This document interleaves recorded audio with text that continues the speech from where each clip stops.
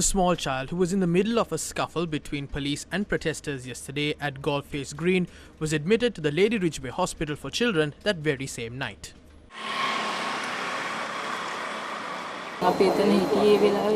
My husband was carrying our son when the police arrived. Then they tried to separate them and pull my son from his legs. He became afraid and started crying. We were with the Aragale since the beginning. My son was in the arms of his own father.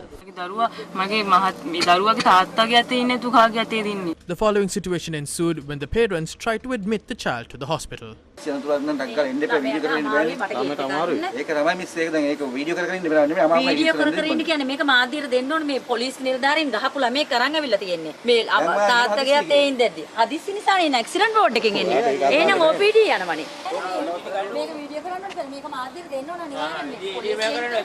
After being admitted to the emergency ward, the child was transferred to ward number 7 of the Lady Ridgeway Hospital for Children. The child was examined by 2 teams of doctors, by both surgeons and orthopedics. The child had not sustained any injuries internally or externally. We are taking steps to discharge him. We urge parents, politicians and other authorities to not bring children to such events.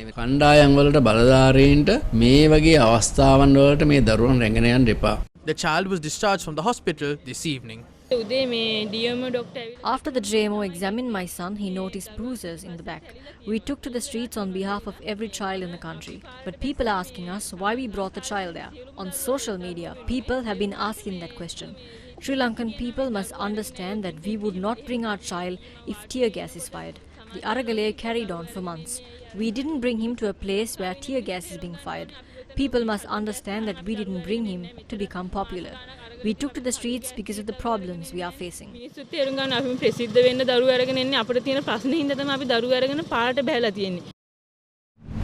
Sri Lanka is currently drafting legislation to change the age of a person that shall be named as a child from 16 to 18 years.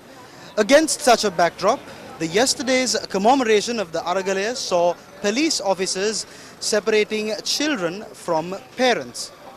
Can a police officer separate a child from a parent irrespective of the fact that it was a protest? As long as it is a peaceful protest and they were in the safety of their parents, then to create so much violence and to grab a child away from a parent is not right, and it is a violation of their rights. However, given that, it is also important for parents, caregivers who have the responsibility of the safety of the child to make sure that you don't expose that child to any sort of violence or danger. But as far as I know, the children were in the safety of their parents, and at that point to create so much violence to grab a child away from a parent is again not right. And if, say for example, the parents were acting violent and they had to arrest the parents, in that case they have to arrest the parents, and there is a process of how a child can be taken into the system, and the police will have to file charges against the parent and inform the area probation officer of